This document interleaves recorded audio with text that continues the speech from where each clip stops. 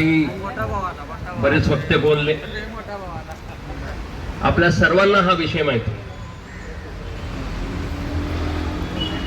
16 ते 21 चा करार बेस्ट वर्कर्स युनियन मान्यता प्राप्त होती. तर त्यावेळेला आम्ही 2016 मध्ये उपक्रमाला दिला. त्या करारामध्ये ते जे काही मागणी पत्र दिलं गेलं होतं त्या मागणी पत्रामध्ये आपण डबल फिक्सेशन मागितलं होतं 2007 नंतरच्या कर्मचारी. आणि डबल फिक्सेशन मध्ये हेच बोललं होतं की 2007 नंतर जे 20% आहेत ते नोशनली आम्हाला द्या आणि त्याच्यानंतर 2016 पासून आम्हाला 7वा वेतन आयोग लागू. त्यावेळेला सुद्धा बेस्ट कामगार सेना असेल, बाकीच्या संघटना असतील त्या विरोधात होत्या. त्यांचं म्हणणं होतं की हे 20% तुम्हाला मिळू शकत नाही. बेस्ट वर्कर्स युनियन उगाच दिशाभूल करते. 2019च्या आपल्या आंदोलनामध्ये पाठीत खंजीर खुपसण्याचं काम केलं, पण कामगारांनी एकजूट सोडली नाही आणि आपण त्यांच्या नाकावर खेचून 20% घेण्याचं काम केलं. मित्र, जो कर्मचारी त्यावेळेला 14,000ला होता आज तो 50,000च्या वर घेतोय. हे आपण करून दाखवलं तिकडे. आणि त्यानंतर जून 2011चा आपला MOU झाला. त्याच्यात 20% घेतले. नंतरची वाटाघाटीचं ठरलं, त्यांच्यात पोटात दुखलं आणि BST ला PR ऍक्ट मधनं बाहेर काढण्याचं काम यांनी जो त्याच्यानंतर MOU केला.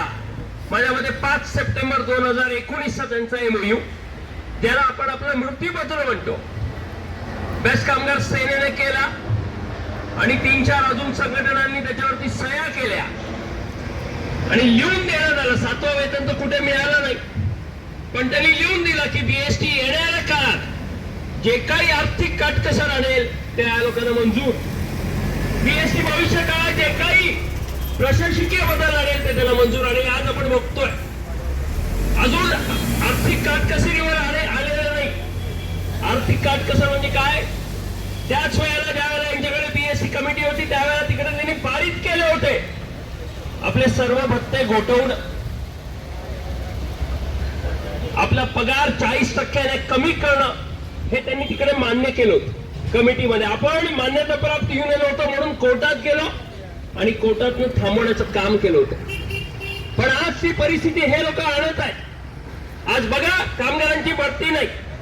कामगारांना 2015 पासून जे प्रमोशन पॉलिसी बंद केलेली ती बंद आहे. फक्त अधिकाऱ्यांचे प्रमोशन.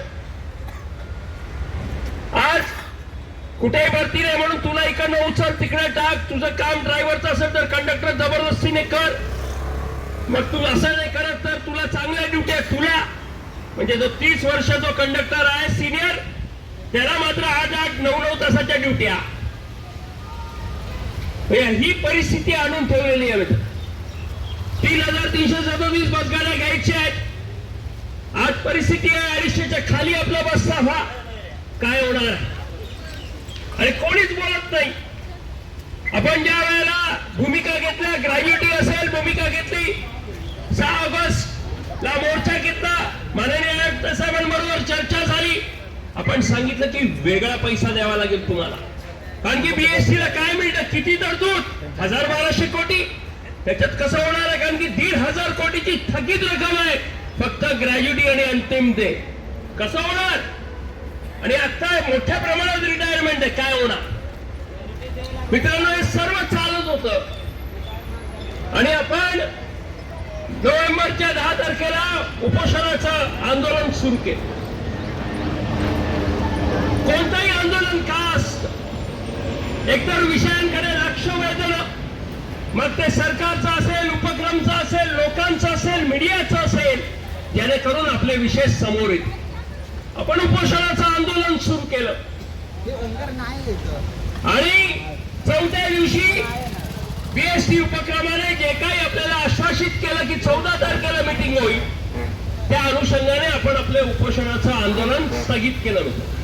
काय विषय होते की आपलं जे काही एग्रीमेंट आहे, मागणी पत्र आहे, त्याच्यावरती तातडीने चर्चा सुरू होईल. दर आठवड्याला चर्चा होईल. 3 महिन्यामध्ये सकारात्मक निर्णय घेतला जाईल. ग्रॅज्युटीची रक्कम कशा आणती येते त्याच्याबद्दलचं विचारणं आणि निर्णय घेण्याचं काम. कारण की त्या बैठकीमध्ये मुंबई महानगरपालिकेचे डीएमसी आलेले होते, फायनान्स डिपार्टमेंट. आणि पैसा कोण देणार तर मुंबई महानगरपालिका तिकडे आलेले होते. वेटलीज बद्दल समान कामाला समान लाभ. मित्रांनो, याच्या आधी जे कोण युनियन असेल, दलाल असतील, काय करत होते? फक्त माझी पेस्लिप मध्ये काय पुढे झालं, काय मागे झालं, मूळ मुद्द्याला कोणी हातच घातलेला नव्हता. पण आपण तिथे गेले काही वर्षापासून आपण मागणी करून बसलेलो आहोत की मला समान कामाला समान दाम. आणखी कायदा म्हणतो एकतर जिथे परमनंट कामगार आहेत तिथे त्याच कामासाठी तुम्हाला कॉन्ट्रॅक्ट देता येत नाही. आणि जर दिलाच तर तुमचा परमनंट समकक्ष परमनंट कर्मचारी जो असेल त्याला जे काही पगार आहे, त्याला जे काही सेवा शर्ती आहेत ते तुम्हाला द्याव्या लागतील. आणि आज इथे काय चाललेलं आहे? कारण फक्त पगाराचा जर विषय केला तर आज समान कामाला समान दाम दिलं तर फक्त पगार हा आपला 35,000च्या वर जाईल वेटलिस्ट कामगारांचा. बाकीच्या सर्व गोष्टी बाजूला. मग रजा येतील, CLPL असेल, बाकीच्या सर्व सेवा शर्ती येतील, कामाचे तास येतील, पण यांना कोणाला करायचं नाही. पण तिथे आपण पहिल्यांदा मित्रांनो, याच्या आधी तुम्हाला माहिती आहे BSc उपक्रम कधीच या विषयांवर, कोणत्याही विषयावर कधीच त्यांनी वाटाघाटी केल्या नाही. पण आपल्या या विषयावर चर्चा झाली. 3 महिन्याच्या आत याचाही निर्णय लावायचं ठरलं. 15 दिवसात अहवाल द्यायला सांगितलं अधिकाऱ्यांना की कसं करता येईल. हे सर्व घडलं मित्रांनो.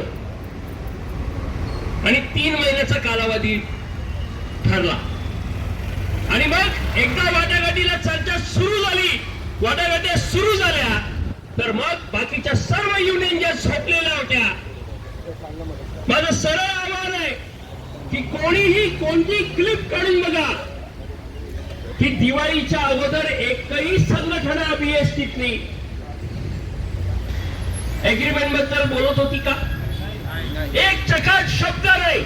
काय तर कोविडचा भत्ता आणि बोनस. कोविडचा भत्ता मी प्रत्येक मीटिंग मध्ये सांगतो, ज्या वेळेला कोविड सुरू झालं BSCच्या कर्मचाऱ्यांना कोविडचा भत्ता लागूच नव्हता.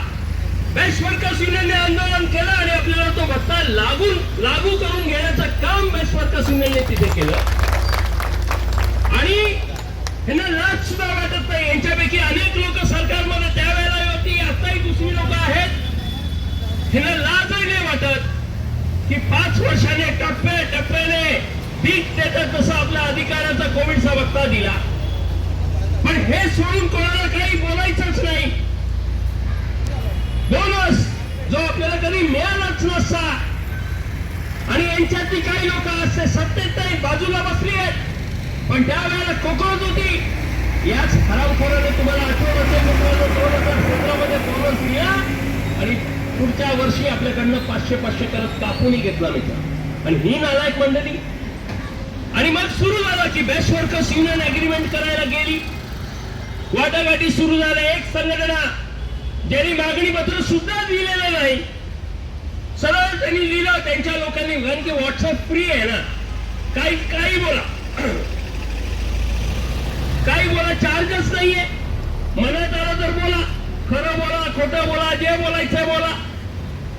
तर त्यांनी लिहिलं की आमच्या संघटनेने, आमच्या सरचिटणीसने 25,000 रुपयाची अंतरिम वाढ मागितली आहे. आपण लिहिलेलं आहे की जर खरा खुरा 7वा वेतन आयोग मिळाला तर आज जो मी पगार घेतो त्या पगारात किमान 10,000ची वाढ. त्याला काहीतरी कॅल्क्युलेशन असतात, ते पगारच आहे, बाकीचे भत्ते वेगळे. पण यांनी सरळ 25,000 काय, कारण त्यावेळेला मेंबरशिप आली होती तर लिहून टाकलं. आज काही लोक निघाली आहेत, ते म्हणतात शशांकरावांनी दिलेल्या 24 तारीख, तुम्ही नाही उतरला तर आम्ही उतरू. एवढी वर्ष कोणाची वाट बघत होता? म्हणजे थांबवलं होतं आपण. म्हणजे प्रत्येक वेळेला कोणा विरोधात बोलायचं तर बेस्ट वर्कर्स युनियनच्या विरोधातच बोलायचं. प्रशासनाच्या विरोधात कोण बोलणार? कारण यांच्या बरोबर ज्या मंडळी आहेत ते कधी ना कधी या 2.5 वर्षाच्या अगोदर किंवा आता हे सत्तेत असलेली मंडळी.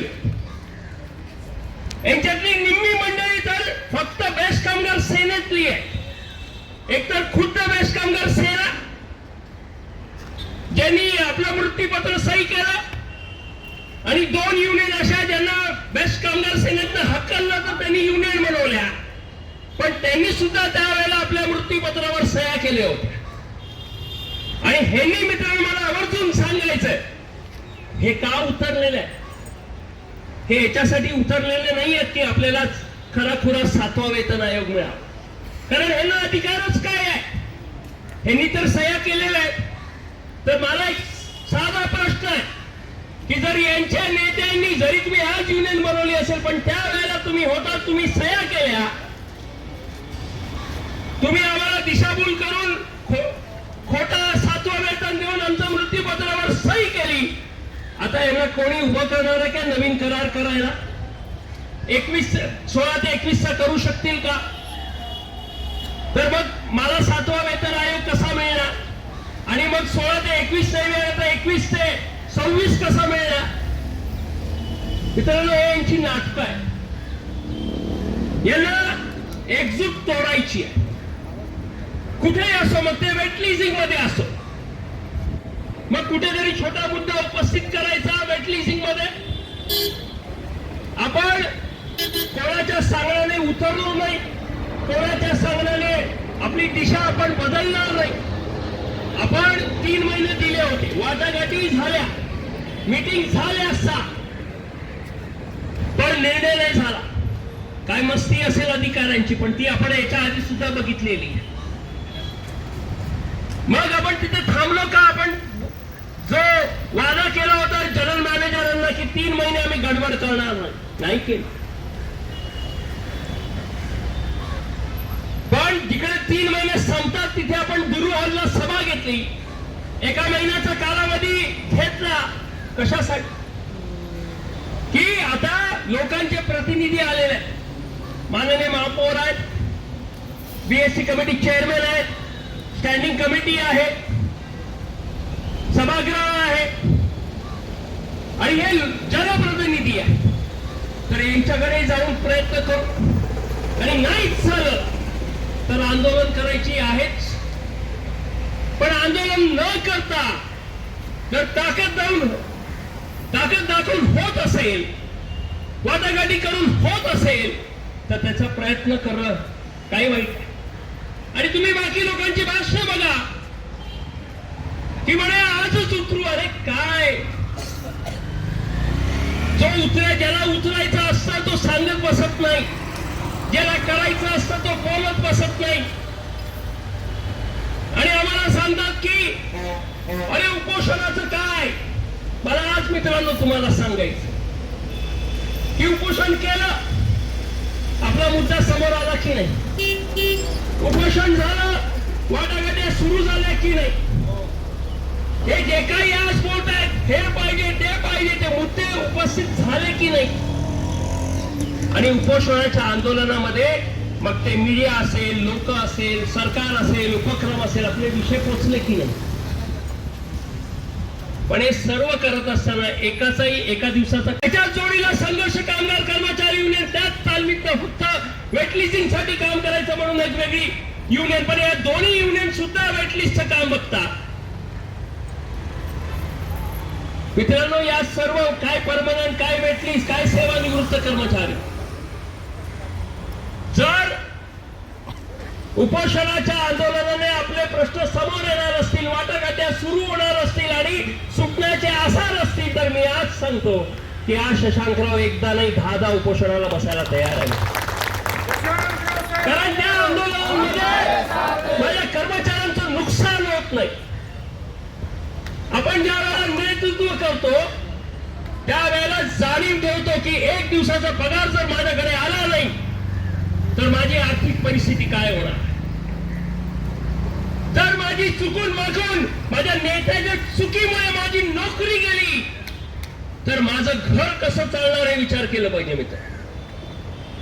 हे विचार, ही जाणीव ज्या संघटनेला आहे तीच संघटना कामगारांना न्याय देऊ शकते, नाही तर दुसरी कोणतीही संघटना न्याय देऊ शकत नाही. सांगायला सोपं आहे उद्या बंद, पण आज ही परिस्थिती बीएसटीची आहे की एक मोका दे आणि हेच स्वतः टाळा लावून टाक. मला वाटत नाही की या अधिकाऱ्यांना जे बसलेले आहेत त्यांना ही बीएसटी चालवायची सुद्धा आहे की नाही, कारण त्यांच्याकडनं ज्या वेळेला रिपोर्ट मागवले जातात कसले रिपोर्ट दिले जातात. फक्त सांगायचं की हो मी मागितलेलं आहे की लोकांची भरती करा, अरे काय, आणि स्वतः सोल्युशन देणार, ह्याला उचला तिकडे टाका, त्याला टाका इकडे टाका. मी या अधिकाऱ्यांना सुद्धा सांगितलं होतं ग्रॅज्युएटी तुम्ही सुद्धा रिटायर होणार. जे प्रमुख अधिकारी होते त्या वाटाघाटींमध्ये त्यातले एक झाले रिटायर, दुसरे होणार आहेत या महिन्यात, तिसरे पुढच्या महिन्यात. मी म्हणालो तुम्हाला ग्रॅज्युएटी नको आहे की तुमच्याकडे पैसे भरपूर आहेत? नाही असू शकते ना, आता काय माहिती कसे आले, पण असू शकते कारण त्यांना पडलेली नाही. पण मित्रांनो मी जास्त वेळ आज तुमचा घेणार नाही. आपण 2400 वेळ दिली, प्रयत्न करू आणि अपेक्षा आहे की प्रयत्न केला तर काहीतरी त्याच्यातनं येईल. जसं आता आधीच माझे काही सहकारी बोलले की आपल्या जनरल मॅनेजर रजेवर आहे. मी 17 तारखेच्या त्या मीटिंग नंतर कार्यकर्त्यांची प्रमुख कार्यकर्त्यांची बैठक मध्ये मी बोललो की मला असं वाटतंय की आपल्या जनरल मॅनेजर असं काही परत येतो, कारण त्या रजेवर गेल्या होत्या आणि मला माहिती मिळाली की त्यांचं रजा आता एक्सटेंड केली आहे त्यांनी. त्याच्या दुसऱ्या दिवशी आलं की 6 मार्च पर्यंत, पण आपल्याच एका अधिकाऱ्याला जबाबदारी दिली होती, आता तर ऍडिशनल म्युन्सिपल कमिशनरांकडे ती परत जबाबदारी केली आहे. तर आता येतात नाही येतात, आपला हालत असं झालेलं आहे की हे पोर रस्त्याचं कोणीच यायचं बाप व्हायला तयार नाही. आपण नाहीच झालेलो आहे. पण मित्रांनो जर एकजूट ठेवली तर जे स्वप्न आहे वेटलिस्टच्या कर्मचाऱ्यांचं की सुरुवातच आपली समान कामाला समान दाब, आपल्या लोकांचं 7वं वेतन आयोग, कारण तो घ्यायचा आणि मग 8वां लागू होईल. आता जेव्हा होईल आपण जी काही मागणी केली आहे ही कोणीच केलेली नव्हती मित्रांनो.